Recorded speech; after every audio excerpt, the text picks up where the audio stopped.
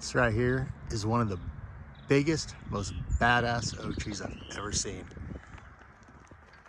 It's got a diameter of about 78 inches at the trunk, right down there.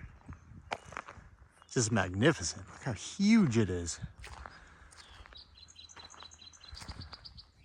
It's like 150 feet across from this end to that end over there.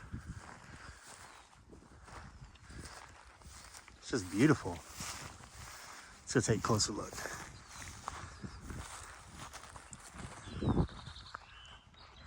Get in the shade of this thing, you can really get a feel for it.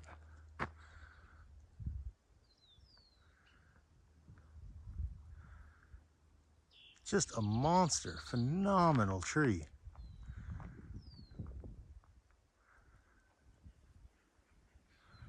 Tell you what, days like today, looking at this thing, I just love my job. All right, everybody, enjoy this. Have a good one. See you.